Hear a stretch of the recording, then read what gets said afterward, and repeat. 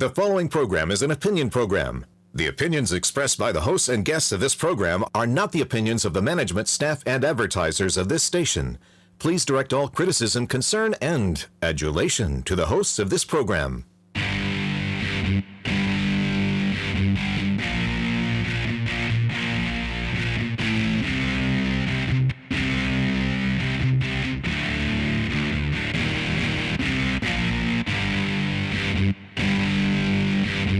Welcome to Alabama Politics. This week I am Dale Jackson. You can hear my radio show Monday through Friday from 5 to 9 a.m.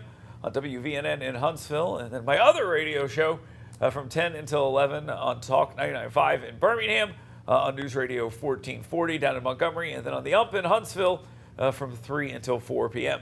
With me this week is not Mecca Music. You may be confused. It is Yaffee. He is also a radio talk host on WVNN. You can hear his show from 9 to 11 or all over the state filling, and he is Alabama's most listened to fill-in host. And we appreciate him coming in here and filling in for Mecca. We got a lot to talk about today. Christopher Reed will be with us.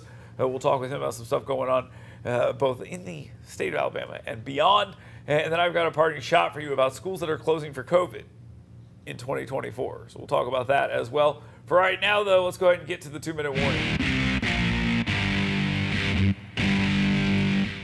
All right, Yaffee, I think this story is far bigger than the attention it is receiving. 3,000 plus illegal voters found on the rolls for the great state of Alabama. Now, when we say illegal voters, keep in mind we're not talking about illegal aliens who are voting per se. What we are discussing is people who have had contact with the Department of Homeland Security and then somehow went and registered themselves to vote. And there's a list that was put together that showed this, and they found 3,000 people in the state of Alabama. Allegedly, there are 200,000 non-citizens inside the state of Alabama, and 3,000 of them, those are the known, 3,000 of them are registered to vote. Yaffee, I did the math here.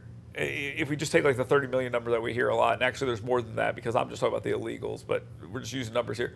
That's over 450,000 people that could be on voter rolls that aren't supposed to be. It's not to say they're all casting the votes or anything like that. But remember, in 2016, there were like 3 states decided by like, I think, what was it, like 70,000 votes or something like that? It was a lot. It was pretty close. It was pretty close. Electoral college was. So these are big deals. You can change a Senate race and change a House race. How big a deal is this? It's a huge deal for the reasons you cited. I mean, you look at the numbers. It can affect a local race. I mean, sometimes you comes down to tens, hundreds, maybe in a local race and a Senate race. Plus, even beyond that, it's interesting that the federal government wasn't really willing to help. That's like another part of this story. He really tried to get them to help, and they weren't willing to help him. Yeah, they have no desire to do that, Exactly. and that's the thing that kind of bothers me about the whole thing. And I think what's going to happen is, and Steve Marshall said, look, we're going to go after these people if we find they've done this. I think you're going to find, I didn't know I was doing this, or I didn't know I wasn't allowed to do this, and all these other things.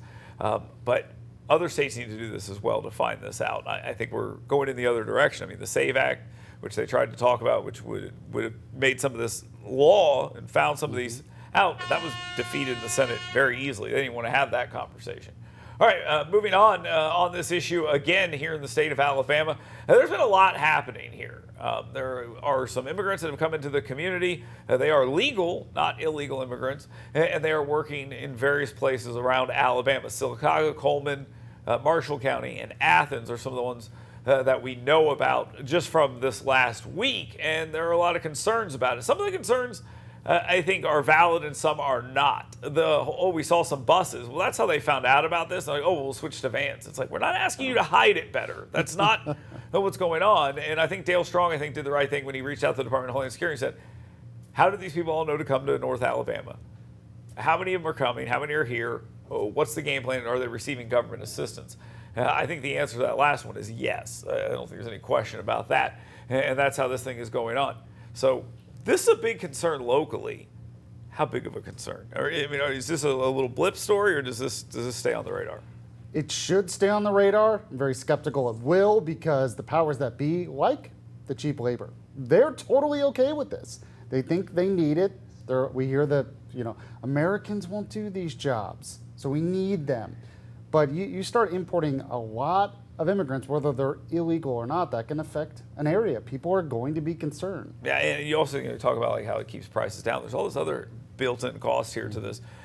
what the government's paying them with the health care, policing, all these other things. But yes, the places that employ these individuals, they made it very clear that they prefer cheap immigrant labor. Well, Arthur Orr tried to pass a bill to put more teeth to E-Verify, and he said all the lobbyists came out against it. Yeah, but he could not get it passed. But this wouldn't even have done anything with that. Because in this particular case, they're illegal, yeah. Yeah, that's I mean, true. they But crossed the border and they're like, hey, what are you doing in America? And they said, asylum? And they're like, all right, you can come on in and do whatever you want here. Go work here. Here's a cell phone. Go and do this. And I know it sounds ridiculous, but literally that's what's happening. That's how the thing is going. And I think a lot of people are frustrated about that. Or should use that to kind of go heavy on illegal immigrants, saying we have legal immigrants doing these jobs. Why don't we get rid of the illegals? That's one way to look at it as well. All right, moving on. Let's talk a little bit about 2024. Harris has momentum. Kamala Harris, the vice president, definitely has momentum here. I think it's pretty obvious, and it's a runaway freight train right now. Now, Yaffe will probably disagree with that because we're not talking about 10, 15 points here or anything like that. But the little bounce is, I think, around. It's definitely made this close. This race tighter. Now, there are still polls that show Trump winning. There are still polls that show him winning the swing states. There are still polls that show him up on the economy and stuff like this. But Harris has momentum, but I think it's all manufactured. This week they had an event. Kamala Harris and Joe Biden got together, and there was an anchor on CNN who was like, this makes me uncomfortable. This kind of marries them together. And it makes them uncomfortable. Do they really want to have this? And some of the headlines like Trump tries to tie Kamala Harris to Joe Biden. And it's like, eventually that tie is going to come, right? I mean, but she has the momentum, right? Well, I agree with that, and you're right. It's completely manufactured by the media. And unfortunately, it kind of scares me for the future of the country because we've known the media has been biased for a while. We've talked about it for years. But this is like straight up propaganda. I mean, they're just making stuff up. It's made out of thin air, and she has not answered tough questions, not really a press conference. And when you have anchors saying it's uncomfortable to see the vice president and the president together, oh, that makes me uncomfortable. You mean something that should be completely normal? Okay. What do you make of the Tim Walz situation? Some of the veneer has come off of him. I mean, he's the coach, but he was not a coach anymore after 1995 when he got a DUI and then was removed from the team, which is old school stuff, but he'd been lying about that. There's lots of questions, and I'll call them lies, about his military service that he put out there. Things I should have been more clear. I misspoke. No, these are lies. Let's just call it what it is. But that has sort of happened. Now they went hard at J.D. Vance, and they've been drug kicking and streaming to Tim Walz. Eventually, they're I think going to get tired of that, and they will start focusing on the top of the ticket again. Right now, it's solely about Tim Walz and the Midwestern dad. Mind your own damn business, unless you call my COVID hotline, or I take your kids and change their genders, or I make you get a vaccination, or any of those things. Other than that, mind your damn business. Is that a believable shtick? I don't think so, but I don't think that J.D. Vance being weird is believable. He comes off as very normal, smart. He has a great story. He had a best-selling book about his life. So people obviously are interested in his story, and they're like, oh, he's weird. And the media just parroted it. So they ran with it. They did make that. They say that's why Walz became nominee, because he kind of started that whole thing. But I think that was manufactured. All right. Lastly here, Alabama Democrats at the DNC. This is such a weird story. You have a lot of fractures in the Alabama Democratic Party, especially with the DNC. The DNC, the National Democrats, do not like the Alabama Democratic Party as it is currently constituted. They will not play their games on gender and other groups inside their executive committee, so they kind of ignore them. So when it came time to pick delegates to go, they sort of did like they did with Kamala Harris and just said, you're going.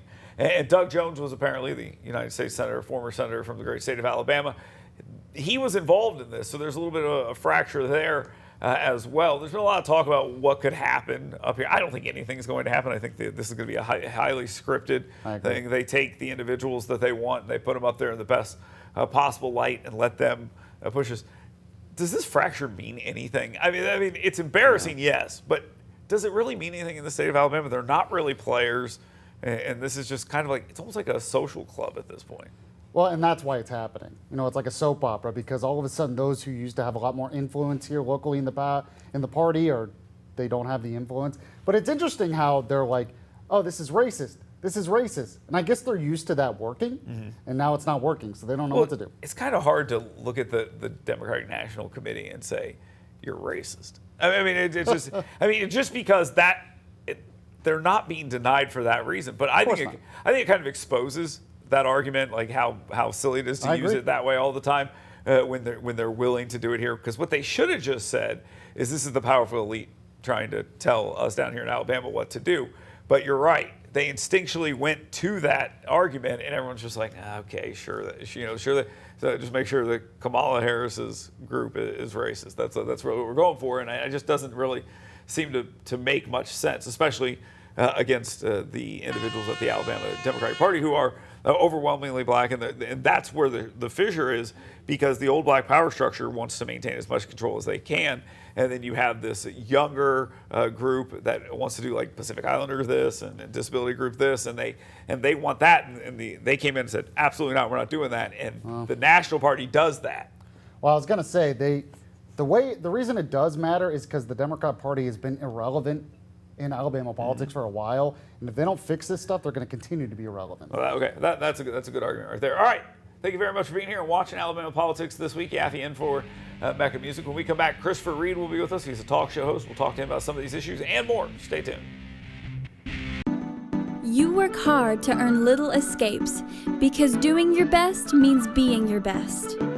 So let us help you discover your best at Premier Dental Spa. With our unique blend of cosmetic, dental, and spa-like aesthetic services, you'll leave feeling relaxed, refreshed, and renewed.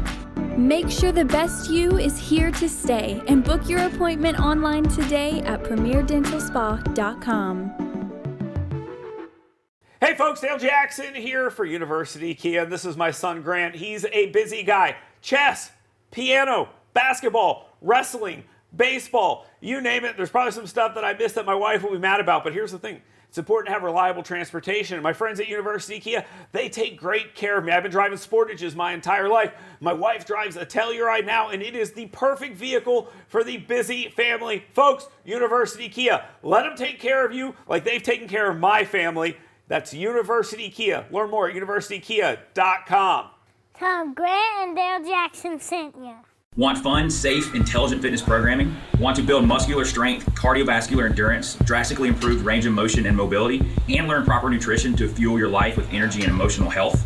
Well, come find out why Iron Tribe Fitness is ranked one of the top 5 fitness programs in America. Come find out why personal training and intentionally working on your current movement patterns individually is not only important, it's just another core value that separates Iron Tribe Fitness from other fitness facilities. To learn how to get your 2-week free pass, go to irontribefitness.com. What if this happened to you when you're alone? Or what if it happened here? With MedGuard Alert, you're never alone. You can connect with medical professionals anywhere, anytime. And now MedGuard is introducing our exclusive new Care Watch. If you need help quickly, use it from anywhere to contact medical professionals. No cell phone required. The Care Watch is not only a life-saving medical alert device, it's a revolutionary health monitoring system that checks your blood pressure, heart rate, oxygen saturation, and much more. And here's the best part. If you have Medicaid, you may qualify to get your Care Watch for free. The Care Watch is only available through MedGuard Alert. Call us right now. We have monitoring programs starting as low as $1 a day. The call is free, activation is free, shipping is free, and no contract is required. Remember, with Medicaid, you may qualify to get your Care Watch for free. Don't wait. Call us to get your Care Watch right now. Operators are standing by. What if you could make a free phone call and reduce your car payment by as much as $83 a month? Right now, you could be paying as high as 20% interest. Your new interest rate could be reduced to as low as 2.48%. You can refinance any existing car loan or leased car and save money every month. Take 5 minutes of your time right now. Make this free phone call and learn how to save hundreds of dollars a year by refinancing your existing car loan.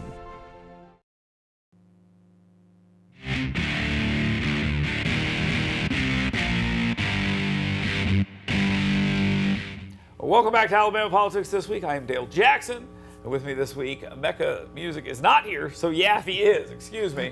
Our guest this week, Christopher Reed. He'll join us. He's a radio talk show host on The Ump here in Huntsville from 12 until 3, Monday through Friday. So check him out right there on the Daily Controversy. Christopher, let's have a conversation here about all this immigration stuff that we're seeing. It's mostly allocated in North Alabama, but we have seen this all over the state of Alabama in reality. But this issue right here is happening here. Dale Strong has demanded a lot of answers from Mayorkas, but this is not the first time they've asked for something from the Department of Homeland Security and not got it. In this issue happening right now, maybe not a big deal because it's a red state, but immigration stays in the forefront. That's one of the couple of issues where Donald Trump is leading Kamala Harris. How big of a deal is this in the upcoming election? I mean, you could argue it's the number 2 issue. It's definitely a big issue among swing voters. Alabama's going solidly red, like you've already stated. But I think people are really upset, not just about, the country's a completely different place. They're upset about the crime rate. They're upset about the fact that wages are not going up because you have these people depressing wages. And it's something that can really help you, especially in these blue wall states, because again, a lot of these companies would rather give those jobs to illegal immigrants so they can pay less, and that's further making those counties and those states worse off. So I think it's a really big deal, and I think Trump needs to hammer that home every time he talks along with the economy, and he needs to be disciplined, and that's something he needs to hit Kamala with whenever they have the debate on September 10th.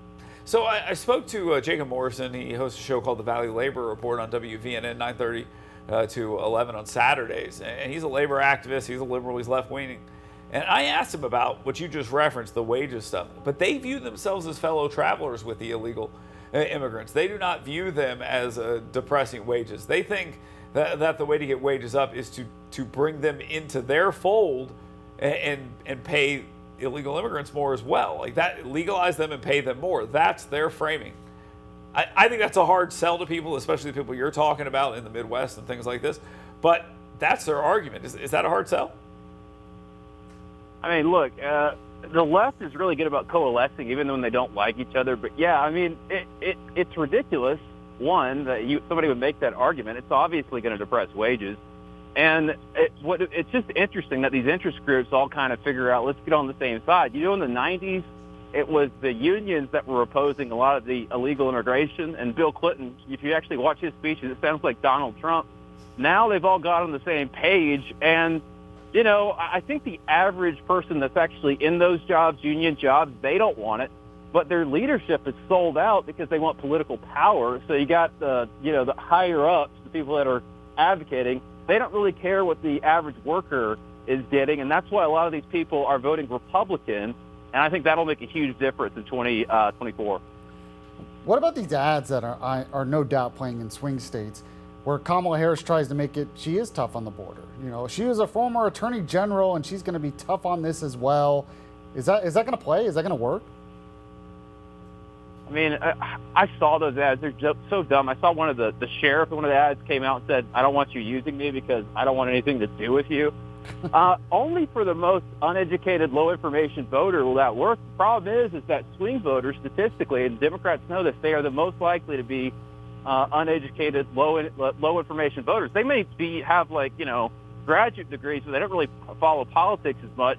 I can't believe that they're going to be able to pretend that her record, which was super liberal as San Francisco DA, super liberal as Attorney General, and terrible as Vice President, that's going to have to come out. Trump's going to have to figure out his line of attack. But yeah, I think temporarily it's going to work great. Will it work until November? I don't know. But the problem is early voting starts in just a couple weeks. So if they can bank enough votes before people find out about Kamala, that's how they could win this election, even though many of the people that voted would have changed their minds if they would have paid attention to it. It's interesting. There was a series of headlines out of an outlet. I want to say it was Politico, and it was basically Kamala Harris is the border czar. Kamala Harris is not the border czar. Okay, she was the border czar, and she did a great job. I mean, it's like you've seen sort of the shifting of the narrative completely here, and it just seems pretty unbelievable. But like you said, I think you make a really good point about the early voting and stuff like this. I think that really plays in Democrats' favor for how they're doing it. Let's head to Chicago and let's talk a little bit about what's going to happen there. Joe Biden is going to speak on the debate stage. Apparently, he's still upset with Barack Obama. He called Nancy Pelosi ruthless. Not very happy with Kamala Harris, but his legacy is already in danger, and he's the guy who got pushed out. That's going to be sort of his legacy. I doubt he wants to make it any worse, but there is this fantasy going around that says maybe he goes nuts. Maybe he starts calling people out. Maybe he goes off script. What are the chances of that happening, in your opinion? Democrats are really good about stabbing each other in the back privately. They don't generally do that publicly. I mean, is it possible? Yeah, I'm kind of with you. It's more of a low percentage. But you never know. I mean, Jill Biden just absolutely hates Kamala. If someone's really bitter and they hate someone, they may buck the trend, but then the question is, will the media outlets even report it if they got the leaked information? And to that, I'm going to say no. And that's the problem. So even if you do have some of this stuff getting leaked out that's negative about Kamala, do we really think CNN, MSNBC is going to air that? No. Well, I'm talking about Biden saying something at the DNC. Biden's not going to say anything at the DNC. That's idiotic. I mean, he doesn't even know where he is. He's not going to. I just don't see him doing that. He's been in politics for all of his life. He's not going to blow it at the end and screw his legacy up. Well, and what do you think about the idea that she's got to walk this line where she was a part of the administration, but she's also a change candidate, so she's got to be different? Is she going to be able to do that? I don't see how it's possible. She's been in politics for 25 years. I mean, she's not a change candidate. She is to the left of Bernie Sanders. You can run an ad that says anything. I mean, you can make her sound like a moderate centrist. It doesn't matter. Eventually, I think the truth seeps up. Now, it's going to be a lot harder, and I think the media is more left-wing now than they were in 2016. So, again, it's up to Trump to make these arguments. The media is not going to do it for him. And anybody, I was listening to Ben Shapiro. He's like, the media needs to ask tough questions. Well, they're not going to do it. Let's forget about that. So I don't see how that's going to work. She's not a change candidate.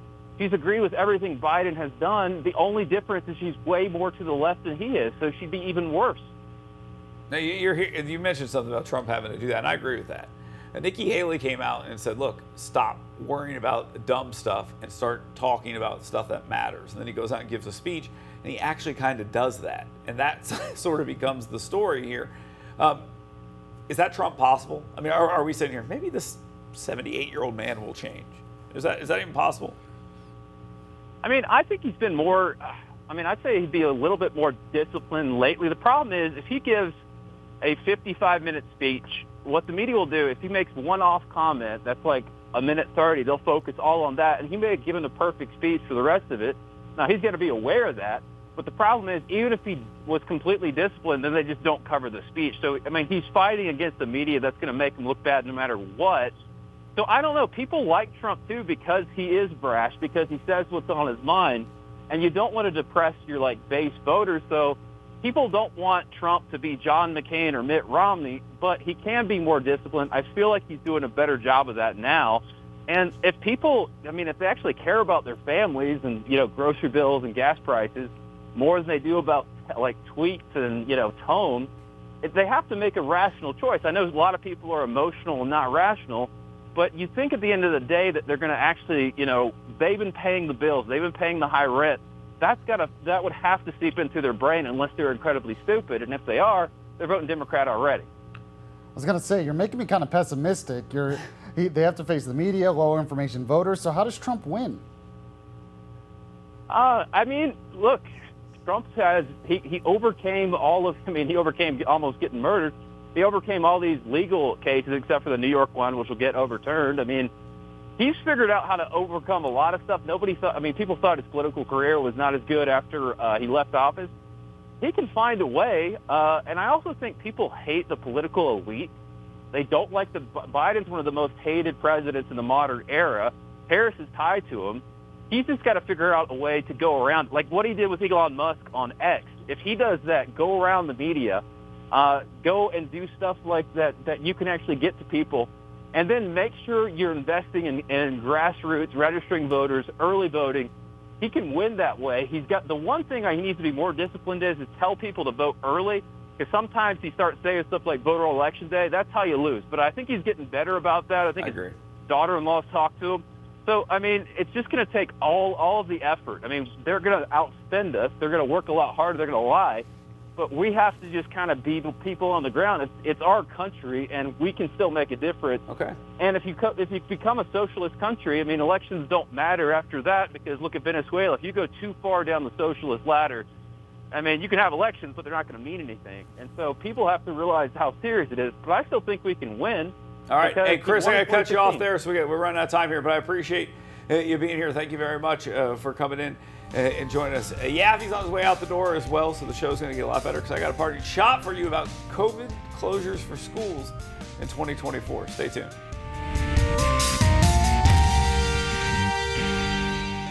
Want fun, safe, intelligent fitness programming? Want to build muscular strength, cardiovascular endurance, drastically improve range of motion and mobility, and learn proper nutrition to fuel your life with energy and emotional health? Well, come find out why Iron Tribe Fitness is ranked one of the top 5 fitness programs in America. Come find out why personal training and intentionally working on your current movement patterns individually is not only important, it's just another core value that separates Iron Tribe Fitness from other fitness facilities. To learn how to get your 2-week free pass, go to irontribefitness.com.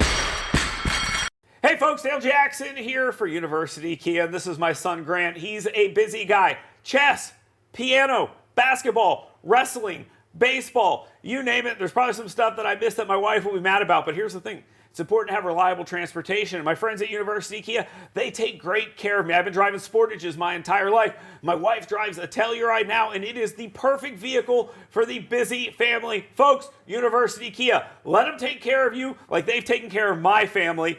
That's University Kia. Learn more at universitykia.com. Tom, Grant and Dale Jackson sent you. You work hard to earn little escapes because doing your best means being your best. So let us help you discover your best at Premier Dental Spa. With our unique blend of cosmetic, dental, and spa-like aesthetic services, you'll leave feeling relaxed, refreshed, and renewed. Make sure the best you is here to stay and book your appointment online today at premierdentalspa.com. Attention! This is a public notice from the Social Security Disability Helpline. If you're one of the millions of Americans who are disabled and unable to work, you may be eligible for disability benefits from Social Security. Receiving benefits is your right. If you suffer from physical or mental disability, whether you're applying for the first time or you've already been denied, we can help. We'll evaluate your situation and deal with Social Security on your behalf. Best of all, there's no fee until you receive your benefits. Remember, we only get paid if you win your case. There are many reasons and conditions that may make you eligible for disability benefits. Many of them you may not be aware of. So if you're disabled and unable to work, call now to get started with your free, no-obligation consultation.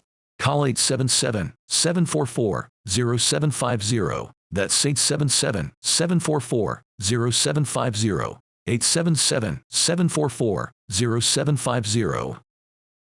What if you could make a free phone call and reduce your car payment by as much as $83 a month? Right now, you could be paying as high as 20% interest. Your new interest rate could be reduced to as low as 2.48%. You can refinance any existing car loan or leased car and save money every month. Take 5 minutes of your time right now. Make this free phone call and learn how to save hundreds of dollars a year by refinancing your existing car loan.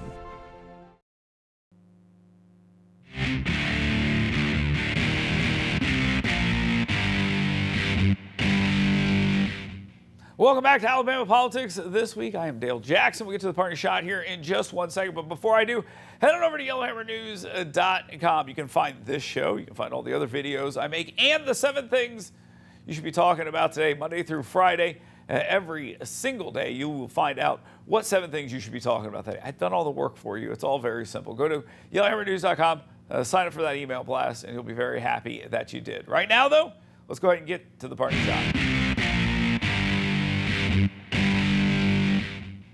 My party shot this week is directed at all the schools in this state who are possibly considering taking time off because of COVID. Now, there's a situation in Montgomery. They had a lot of staffers out, and that's the reason they did it. I'm not saying it can't happen. I'm not saying it's 100% wrong, shouldn't be going on, and all these other things. But I think we've learned this over the last couple of years. Virtual learning is something people like to pull the trigger on very quickly. If we're going to start closing for illnesses for more than a couple days, and they go to virtual learning, forget it. Virtual learning is like not learning. Just add the days at the end of the school year and do it that way. I've been talking to members of the legislature, and they seem very open to something like this because I think we've all agreed that the COVID closures before were bad, and we don't want to get into that mode again. So add the days at the end of the year. I think that's probably the best way to do it for everyone involved. Thank you very much for being here. Thank you very much for watching Alabama Politics This Week, and we'll talk to you soon.